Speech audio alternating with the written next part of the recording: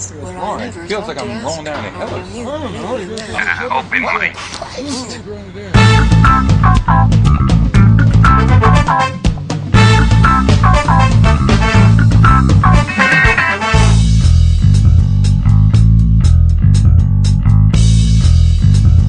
We talk games.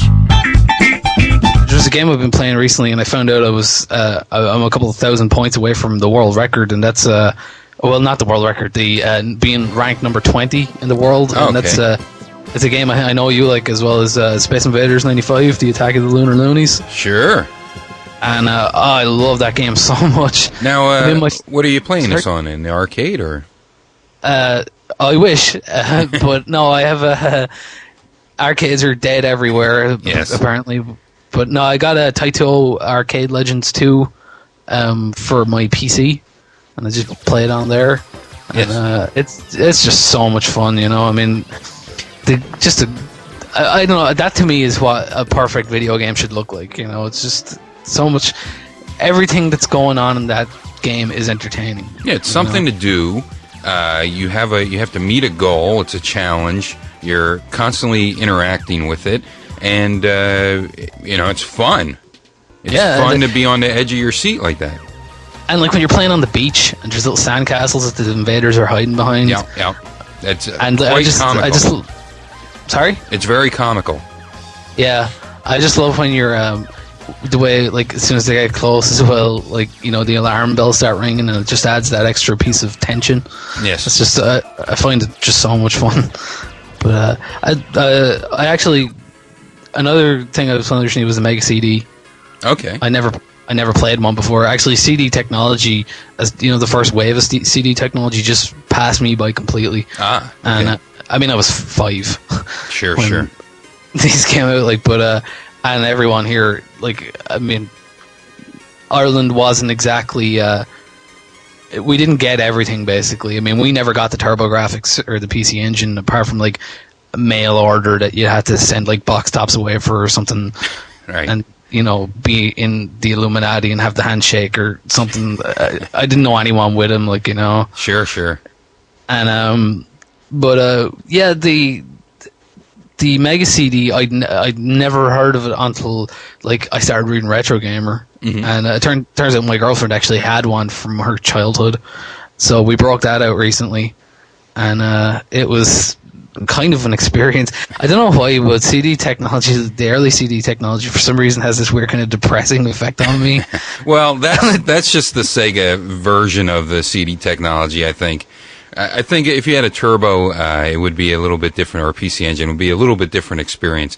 But the Mega CD, you lost colors. It was very muddy, and there was the load time, and there just wasn't a whole lot of game development time put into those titles. There's some gems in there, though. Oh yeah, we were playing mainly our Mega Drive games that she had on like a compilation disc. So I mean, we played through Streets of Rage, and that was a lot of fun. Like, you know, I mean, everyone. That's the one thing. Everyone in Ireland that was alive and a kid during the 90s played through Streets of Rage. Yeah. I mean, I know that the Genesis didn't do as well in America as the Super Nintendo did. But I mean, the Super Nintendo for a while didn't even have a hope. Yeah. Mega Drive just was in total control over here. Oh, I see. Well, the Genesis crushed the Turbo in the States, and then when the Super Nintendo came out, that became very popular. But for the longest time, you know, Genesis was king. It was synonymous with video games.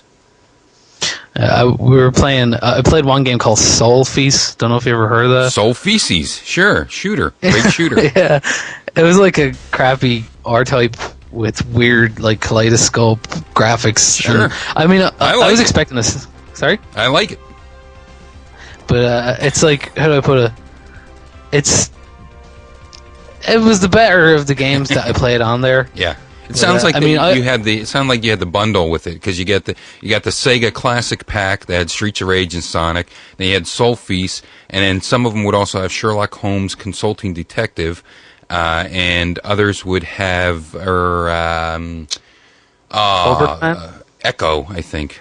No. Okay, this one had Cobra Command. Oh, Cobra Command, yes. I didn't get to play that now, but I mean, it was fun to just sit there and kind of be like, wow, this didn't work.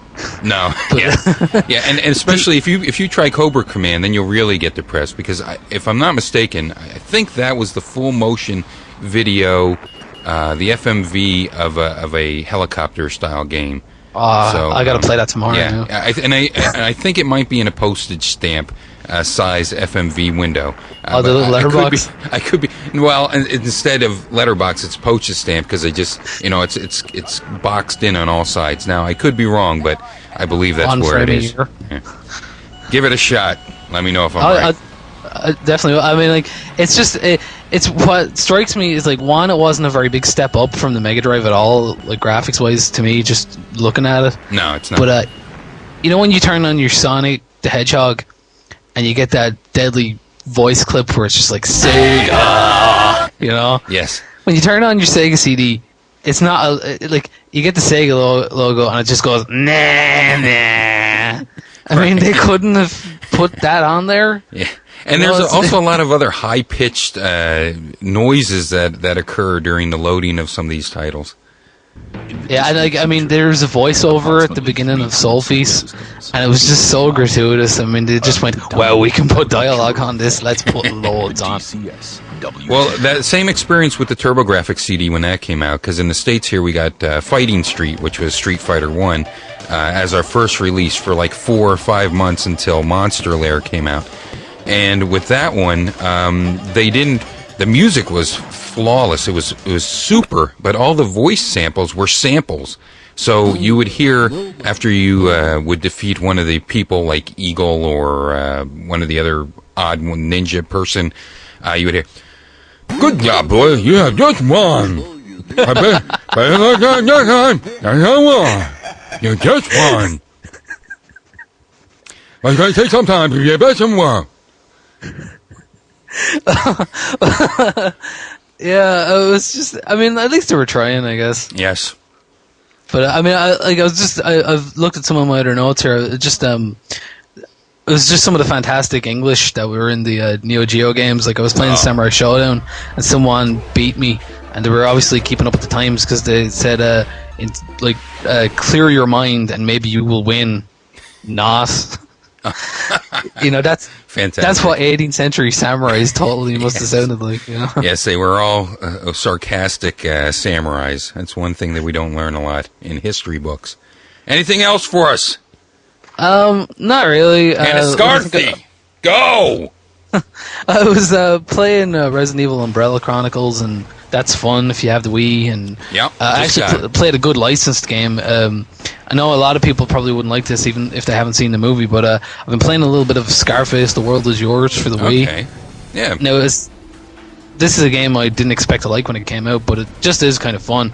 I don't really like those crime simulators. Mm-hmm. Like, I'm not big. I love Grand Theft Auto 1 and 2, but after the third one, I kind of lost a little bit of interest. I do think 4 is quite fun, though, but this one I like because you're actually someone and you're doing something. There's a definite character that you are. Sure. And I started playing games when I was 4 years old, and I'm used to being someone and having a set goal. I don't like just bumming around and doing whatever I want to do. I want to do what the game tells me to do. I don't know whether that's a good thing or a bad thing. I just I understand. It's just the kind of guy I am, I guess. All right, man. Well, thank you for your input this week on We Talk Games, Volume 2, Episode 2. Okay. I'm super happy to be a part of it. Fantastic. Bye.